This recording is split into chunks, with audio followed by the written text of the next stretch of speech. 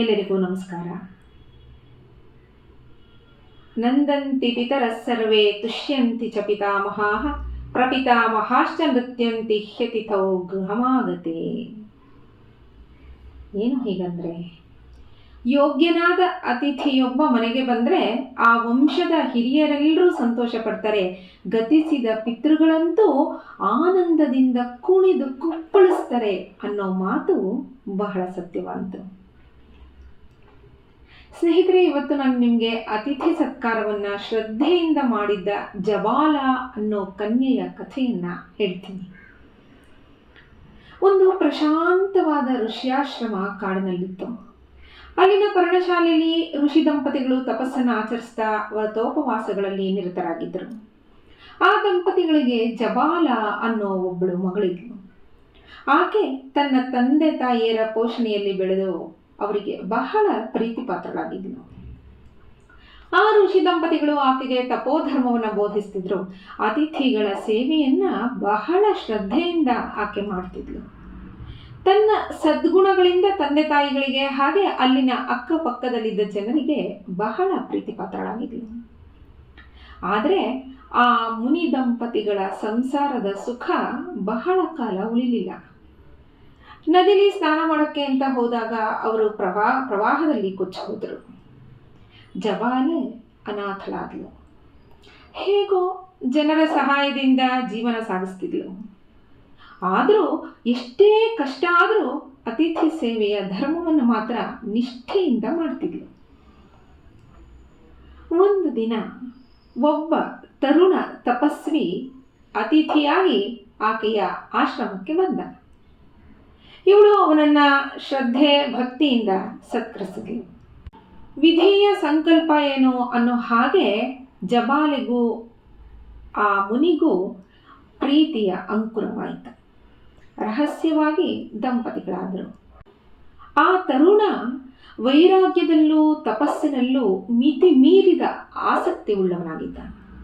ಆದ್ದರಿಂದ ಅವನು ಜಬಾಲೆಗೆ ಹೇಳ್ತಾನೆ, ನಿನಗೆ ಸತ್ಯನಿಷ್ಠನೂ ಬ್ರಹ್ಮಜ್ಞಾನಿಯೂ ಆದ ಒಬ್ಬ ಪುತ್ರ ಹುಟ್ಟುತ್ತಾನೆ, ನೀನು ಋಷಿಮಾತೆಯಾಗ್ತೀಯಾ ಅಂತ ಹೇಳಿ ತೀವ್ರ ತಪಸ್ಸನ್ನು ಆಚರಿಸೋಕೆ ದೂರದ ಅರಣ್ಯಕ್ಕೆ ಹೊರಟೋದ.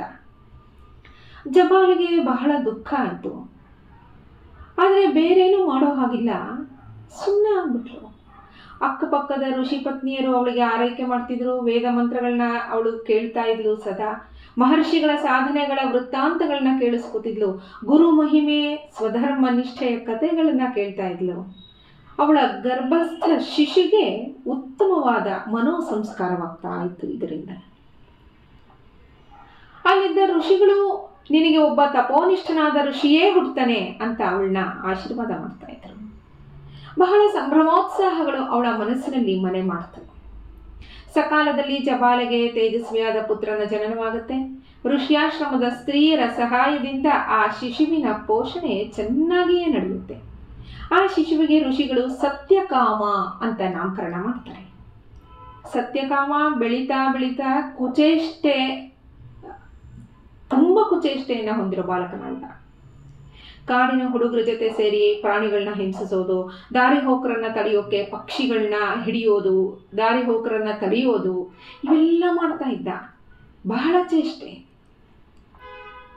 ಮಗನ ದುಷ್ಟ ಸಹವಾಸದ ಬಗ್ಗೆ ತಿಳಿದು ಜಬಾಲ ತುಂಬ ನೊಂದ್ಕೊಂಡ್ಳು.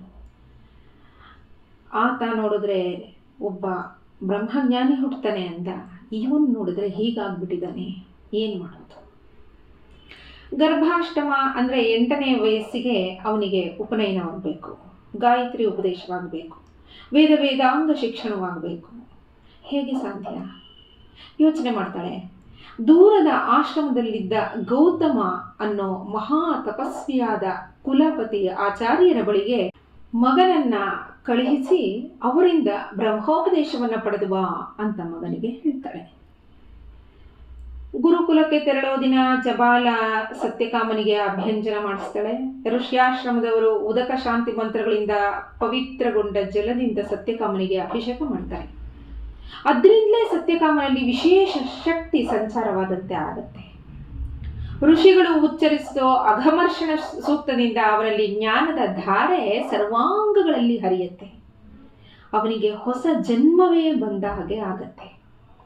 ತಾಯಿಯ ಮಾತಿನಂತೆ ಸತ್ಯಕಾಮ ಭಸ್ಮಲಿಪ್ತನಾಗಿ ಗೋಮಾತೆ, ಯಜ್ಞೇಶ್ವರ ಮತ್ತೆ ಋಷಿ ಮುನಿಗಳಿಗೆ ನಮಸ್ಕರಿಸಿ ಗೌತಮ ಹಾರಿದ್ರುಮತರ ಆಶ್ರಮಕ್ಕೆ ಹೋಗೋಕೆ ಸಿದ್ಧನಾದ.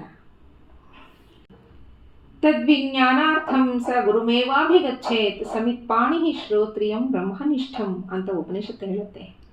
ಹಾಗೆ ಶ್ರೋತ್ರಿಯನೂ ಬ್ರಹ್ಮನಿಷ್ಠನೂ ಆದ ಗುರುವಿನ ಹತ್ತಿರ ಅಂದರೆ ಗುರುವಿನ ಬಳಿಗೆ ಗೌರವಕ್ಕಾಗಿ ಸಮಿತಿಗಳನ್ನ ತಗೊಂಡು ಹೋಗಬೇಕು.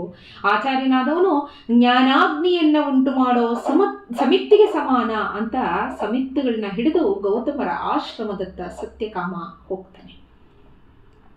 ಗೌತಮರು ಗುರುಕುಲಗಳ ಹಿರಿಯ ಆಚಾರ್ಯರ ಗೋಷ್ಠಿಯನ್ನು ನಡೆಸ್ತಿದ್ರು. ವೇದಗಳ ಬಗೆಗಿನ ಹಲವಾರು ವಿಚಾರಗಳನ್ನ ಅವರು ಹೇಳ್ತಿದ್ರು. ಹಾಗೆ ಅಲ್ಲಿನ ಗುರುಕುಲದ ಮಕ್ಕಳಿಗೆ ಹಲವಾರು ಸಂದೇಶಗಳನ್ನ ಕೊಡ್ತಾ ಇದ್ರು. ನಂತರ ಶಾಂತಿ ಪಾಠದೊಂದಿಗೆ ಅವತ್ತಿನ ಗೋಷ್ಠಿ ಮುಕ್ತಾಯವಾಯಿತು. ಅಲ್ಲಿಗೆ ಬಂದ ಸತ್ಯಕಾಮ ಸಮಿತಿಗಳನ್ನ ಕೆಳಗಿಟ್ಟು ಗೌತಮರಿಗೆ ಸಾಷ್ಟಾಂಗ ಪ್ರಣಾಮ ಮಾಡಿ ತನ್ನನ್ನ ಶಿಷ್ಯನನ್ನಾಗಿ ಸ್ವೀಕರಿಸಿ ತಮ್ಮ ಸೇವೆ ಮಾಡೋಕೆ ನನಗೆ ಅವಕಾಶ ಮಾಡಿಕೊಡಿ ಅಂತ ವಿನಯಪೂರ್ವಕವಾಗಿ ಕೇಳ್ತಾನೆ. ಅವನ ಮಾತಿನಲ್ಲಿ ಇದ್ದ ವಿನಯ ಹಾಗೆ ಅವನಲ್ಲಿದ್ದ ಶ್ರದ್ಧೆ ಗೌತಮರಿಗೆ ಬಹಳ ಇಷ್ಟವಾಗುತ್ತೆ. ಗೌತಮರು ಕೇಳ್ತಾರೆ, ನಿನ್ನ ಗೋತ್ರ ಯಾವುದು? ಒಂದೇ ಪ್ರಶ್ನೆ. ಸತ್ಯಕಾಮನಿಗೆ ಅದು ಗೊತ್ತಿರಲಿಲ್ಲ. ಅವನು ಹೇಳ್ತಾನೆ, ನನ್ನ ಹೆಸರು ಸತ್ಯಕಾಮ. ಅದನ್ನು ಬಿಟ್ಟರೆ ನನಗೆ ಏನೂ ಗೊತ್ತಿಲ್ಲ. ನನಗೆ ಗೊತ್ತಿರೋದು ಅಮ್ಮ ಒಬ್ಳೆ, ಇನ್ನೇನೂ ವಿಷಯ ನನಗೆ ಗೊತ್ತಿಲ್ಲ. ನಿನ್ನ ಗೋತ್ರದ ಬಗ್ಗೆ ನಿನ್ನ ತಾಯಿಯನ್ನೇ ಕೇಳ್ಕೊಂಡು ಬಾ ಅಂತ ಗೌತಮರು ಅವನನ್ನು ಕಳುಹಿಸಿಬಿಟ್ರು. ಅವನು ಬರ್ತಾನೆ ಮನೆಗೆ. ಬಂದು ತನ್ನ ಗೋತ್ರದ ಬಗ್ಗೆ ತಾಯಿನ ಕೇಳ್ತಾನೆ. ತಾಯಿ ಹೇಳ್ತಾಳೆ, ನನಗೆ ನನ್ನ ಪತಿಯ ಗೋತ್ರದ ಬಗ್ಗೆ ಹಾಗೆ ಅವರು ಯಾರು ಅನ್ನೋ ವಿಷಯವೂ ನನಗೆ ತಿಳಿದಿಲ್ಲ. ಅತಿಥಿಯಾಗಿ ಬಂದ ಒಬ್ಬ ಶ್ರೇಷ್ಠನಿಂದ ನೀನು ಹುಟ್ಟಿದೆ. ನಾನು ನಿನ್ನನ್ನು ಹಡೆದಿದ್ದರಿಂದ ನಿನ್ನ ಹೆಸರು ಜಾಬಾಲ ಅಷ್ಟೇ ನನಗೆ ಗೊತ್ತಿರೋದು ಅಂದೆ. ತಾಯಿ ಹೇಳಿದ ಹಾಗೆ ಆಶ್ರಮಕ್ಕೆ ಹಿಂತಿರುಗಿ ಬಂದು ಸತ್ಯಕಾಮ ನಿಷ್ಕಲ್ಮಶವಾದ ಅವನ ಉತ್ತರವನ್ನು ಕುಲಪತಿಗಳಾದ ಗೌತಮರಿಗೆ ಹೇಳ್ತಾನೆ. ಇವನ ಮಾತಿನಿಂದ ಗೌತಮರಿಗೆ ಬಹಳ ಸಂತೋಷ ಆಗುತ್ತೆ. ಅವರು ಹೇಳ್ತಾರೆ, ಮಗು, ನೀನು ನಿಜವಾಗಿಯೂ ಸತ್ಯಕಾಮ. ಸತ್ಯನಿಷ್ಠೆ, ಶಾಂತಿ, ತ್ಯಾಗ, ಇಂದ್ರಿಯ ನಿಗ್ರಹ ಇವುಗಳು ಇದ್ದವನೇ ನಿಜವಾದ ಬ್ರಾಹ್ಮಣ. ನೀನು ಬ್ರಹ್ಮೋಪದೇಶಕ್ಕೆ ಅರ್ಹನಾಗಿದ್ದೀಯಾ ಅಂತ ಹೇಳಿ ಅವನನ್ನು ಅಲ್ಲೇ ಇರಿಸ್ಕೊಂಡ್ರು. 1 ವರ್ಷ ಕಳೀತು. ಗುರುಗಳು ತನ್ನ ಬಗ್ಗೆ ಗಮನ ಹರಿಸ್ತಿಲ್ಲ. ತಾಯಿಯ ಬಳಿಗೆ ಹೋಗೋದೇ ಸರಿ ಅಂದ್ಕೊಂಡ ಸತ್ಯಕಾಮ ಗೌತಮರನ್ನ ಅನುಮತಿ ಕೇಳ್ತಾನೆ. ಗೌತಮರು ಕಾರಣ ಕೇಳ್ತಾರೆ, ಯಾಕೆ ಹೊರಟಿದ್ದೀಯಾ ನೀನು? ಇವನು ಹೇಳ್ತಾನೆ, ಗುರುಗಳೇ, 1 ವರ್ಷ ಕಳೆದರೂ ನೀವು ನನಗೆ ಉಪನಯನ ಮಾಡಲಿಲ್ಲ. ನಾನು ಅದಕ್ಕೆ ಜ್ಞಾನಾರ್ಜನೆಗೆ ನಾನು ಅರ್ಹನೋ ಅಲ್ಲವೋ ಅನ್ನೋದು ನನಗೆ ಸಂಶಯವಾಗಿದೆ. ಅದಕ್ಕೆ ನಾನು ಹೊರಡೋಕ್ಕೆ ಸಿದ್ಧನಾಗಿದ್ದೀನಿ. ಗೌತಮರು ಸೌಮ್ಯವಾಗಿ ನಕ್ಕು ಹೇಳ್ತಾರೆ, ಮೊದಲು ಶಿಷ್ಯನ ಪರೀಕ್ಷೆ ಮಾಡಬೇಕು. ಇವನಿಗೆ ವಿದ್ಯೆ ಕಲಿಯೋ ಗಾಢವಾದ ಆಸಕ್ತಿ ಇದೆಯೋ ಇಲ್ವೋ ಅನ್ನೋದು ಮುಖ್ಯ. ಶಿಕ್ಷಣ ಅನ್ನೋದು ಕೇವಲ ಮಂತ್ರಗಳನ್ನ ಕಲಿಯೋದು ಮಾತ್ರ ಅಲ್ಲ, ನಿಜವಾದ ಜ್ಞಾನದ ಹೊನಲನ್ನು ಹರಿಸಬೇಕು. ಜ್ಞಾನ ಅನ್ನೋದು ಎಂದಿಗೂ ಬರೋದಲ್ಲ, ಅದನ್ನು ಕಾಣಬೇಕು. ಕಂಡದ್ದು ಹೃದಯದ ಒಳ ಹೋಗಬೇಕು. ನಿಜವಾದ ಜ್ಞಾನಿ ಅಂದರೆ ಅವನಲ್ಲಿ ಒಂದು ಒಳ ದರ್ಶನ ಮಾಡಬೇಕು. ಅವನು ಯಾವಾಗ ಒಳದರ್ಶನ ಅವನಲ್ಲಿ ಮೂಡುತ್ತೋ ಆ ದರ್ಶನದ ಪ್ರಕಾಶ ಎಲ್ಲೆಡೆ ಹರಡತ್ತೆ. ಆಗ ಮಾತ್ರ ಅವನು ಅವನ ಹಿಂದಿನ ಮುಂದಿನ 7 ತಲೆಮಾರುಗಳ ಉದ್ಧಾರವನ್ನು ಮಾಡ್ತಾನೆ ಅಂತ. ಸತ್ಯಕಾಮ ಕೇಳ್ತಾನೆ, ಹಾಗಾದರೆ ಗುರುಗಳೇ, ನಾನು ಆ ಜ್ಞಾನವನ್ನು ಪಡೆಯೋಕೆ ಅರ್ಹನೋ ಅಲ್ವೋ? ಗೌತಮರು ಹೇಳ್ತಾರೆ, ಸತ್ಯಕಾಮ, ನಿನಗೆ ನಿನ್ನ ಹುಟ್ಟಿನ ಬಗ್ಗೆ ಚಿಂತನೆ ಮೂಡಿದೆ ಅಲ್ವೇ? ಮುಂದೆ ಸಾವು ಅಂದರೆ ಹಾಗೆ ಸಾವಿನ ನಂತರ ಜೀವಿ ಏನಾಗ್ತಾನೆ ಅನ್ನೋ ವಿಷಯದ ಬಗ್ಗೆ ಚಿಂತನೆ ಮಾಡುತ್ತೆ. ಆಗ ಜ್ಞಾನದ ಉಪಾಸನೆಗೆ ನೀನು ಅರ್ಹನಾಗ್ತೀಯ. ನಾನು ಎಂದಿಗೂ ನಿನ್ನನ್ನು ತಿರಸ್ಕರಿಸಲ್ಲ. ಸೂಕ್ತವಾದ ಸಮಯಕ್ಕೆ ಕಾಯ್ತಿದ್ದೀನಿ ಅಂದ್ರು. ಕೆಲವಾರು ದಿನಗಳು ಹೀಗೆ ನಡೀತು. ನಂತರ ಸತ್ಯಕಾಮನಿಗೆ ಉಪನಯನ ಮುಹೂರ್ತವನ್ನು ನಿಶ್ಚಯಿಸಿ ದರ್ಭಾಸನದ ಮೇಲೆ ಅವನನ್ನು ಕೂರಿಸಿ ಗಾಯತ್ರಿ ಮಂತ್ರವನ್ನು ಉಪದೇಶ ಮಾಡ್ತಾರೆ ಗೌತಮರು. ಸೂರ್ಯ ಅಗ್ನಿ ನಿನ್ನನ್ನು ರಕ್ಷಿಸಲಿ ಅಂತ ಹೇಳಿ ಆಶೀರ್ವದಿಸ್ತಾರೆ. ನಂತರ ಸತ್ಯಕಾಮನಿಗೆ ಮೇಧಾ ಸೂಕ್ತವನ್ನು ಹೇಳಿಕೊಡ್ತಾರೆ. ಸತ್ಯಕಾಮ ನಿಷ್ಠೆಯಿಂದ ಆ ಸೂಕ್ತವನ್ನು ಜಪ ಮಾಡ್ತಾನೆ. ಗೌತಮರು ಅವನಿಗೆ ಕೃಷ್ಣಾಜಿನ ದಂಡವನ್ನು ಕೊಟ್ಟು ಬಲಗೈಗೆ ರಕ್ಷೆಯನ್ನು ಕಟ್ತಾರೆ. ನಂತರ ಸತ್ಯಕಾಮ ಗೋಶಾಲೆಗೆ ಹೋಗಿ ಶ್ರದ್ಧೆಯಿಂದ ಗೋವುಗಳನ್ನ ಅರ್ಚಿಸ್ತಾನೆ. ಗೋಸೇವೆ ಅಗ್ನಿಯ ಆರಾಧನೆಯಷ್ಟೇ ಮುಖ್ಯ. ಆದ್ದರಿಂದ ಅಲ್ಲಿನ ಗೋವುಗಳ ಸಂತತಿಯು ಪ್ರತಿ ವರ್ಷ ಹೆಚ್ಚಬೇಕು. ಇಲ್ಲಿರೋ ಗೋವುಗಳು 400 ಗೋವುಗಳು ಬಹಳ ದುರ್ಬಲವಾಗಿವೆ. ನೀನು ಇವುಗಳನ್ನ ಅರಣ್ಯಕ್ಕೆ ಕರ್ಕೊಂಡು ಹೋಗಿ 1000 ಸಂಖ್ಯೆ ಮಾಡಬೇಕು ಅಂತ ಗೌತಮರು ಅವನಿಗೆ ಆದೇಶ ಮಾಡ್ತಾರೆ. ಸತ್ಯಕಾಮ ಅರಣ್ಯಕ್ಕೆ ಹೋಗಿ ಅಲ್ಲಿ ನದಿ ತಟದಲ್ಲಿ ಒಂದು ಪರ್ಣ ಕುಟೀರವನ್ನು ಕಟ್ಕೊಂಡು ಅನೇಕ ವರ್ಷಗಳು ಕಾಡಿನಲ್ಲೇ ಗೋವುಗಳನ್ನ ಸಾಕ್ತಾನೆ. ಚೆನ್ನಾಗಿ ಪೋಷಣೆ ಮಾಡ್ತಾನೆ. ಗೋವುಗಳು ಮೈದುಂಬಿ ಕಾಂತಿಯುಕ್ತವಾಗುತ್ತವೆ. ಸಂಖ್ಯೆಯು 1000ವಾಯಿತು. ಅದರ ಜೊತೆಗೆ ಇವನಿಗೆ ಪಂಚಭೂತಗಳ ಸ್ವರೂಪ ಜ್ಞಾನದ ತಿಳುವಳಿಕೆ ಚೆನ್ನಾಗಿ ಆಗ್ತಾ ಬಂತು.